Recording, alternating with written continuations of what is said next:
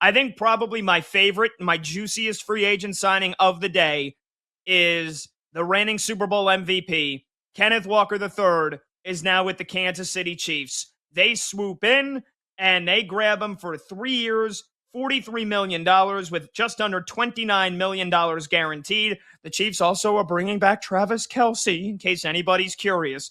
But look, this was the big move here, and it has multiple implications, not only on the free agency class and what other teams are doing at the running back position, but the NFL draft. Because you and I were saying, damn, Chiefs are going to get Jeremiah Love at 9. He's going to be amazing in that offense. And then he vaults himself up, his draft stock with the NFL Combine. And we're like, damn, Jeremiah Love might even make it to 9. Hell, he might not make it to 5. I think the Chiefs knew that. They grab him away from Denver, who definitely wanted him. Seattle, whether they actually were ever serious about bringing him back or not, we don't know, because now Kenneth Walker is on the Kansas City Chiefs, and I love this move from Kansas City. If you thought they were going to go quietly into the night after last year's failures, think again. They've got a bona fide running back that can handle 65 to 70% of the offense. We'll see what happens to Isaiah Pacheco. He'll still be on the team. Kareem Hunt's going to be gone, but man, Kansas City Chiefs, they strike, and they're not going to get Jeremiah Love, but damn it, they got the reigning Super Bowl MVP, and that ain't too shabby.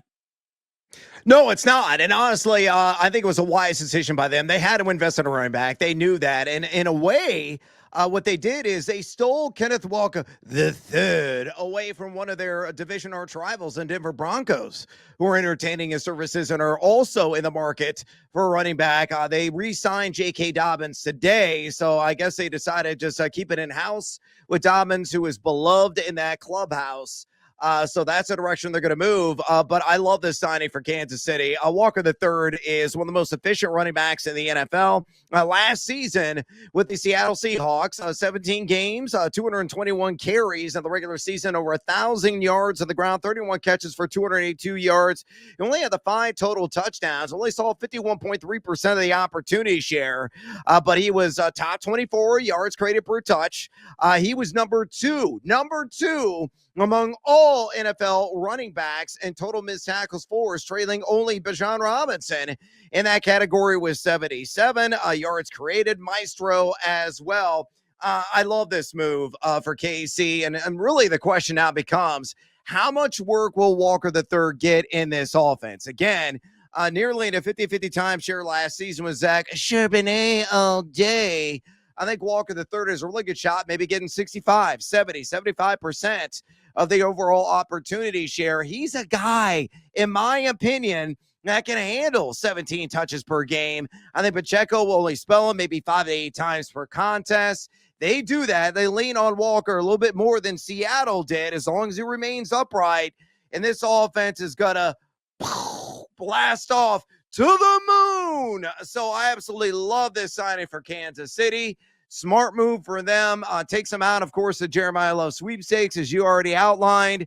But maybe a pick number 9 overall, considering they finished number 17 in run blocking efficiency, according to PFF last year. Maybe they invest in somebody to shore up that offensive line. So check the box, Ari Neen, adding Walker III. That really elevates the ground game overall. And again, you fantasy fans, I've always got fantasy on the mind. Walker III, if he gets what I feel will be 65 to 70% of that opportunity share, he's a guy, assuming 17 games, will finish as a top 10 running back this upcoming season. Yeah, 310-840-4910 is the phone number to get to. We've already got, or the phone number to join. We've already got a ton of phone calls that we got to get to. Really quickly, I just want to quantify how bad the Chiefs' run game was last year, because we all saw it. But consider this, Brad. You had Isaiah Pacheco, didn't have a single rushing attempt of more than 20 yards. Kareem Hunt had 1. And as a running back group, Isaiah Pacheco, Kareem Hunt, and Brashard Smith combined to force just 49 missed tackles. That was among the 5 worst teams in the NFL.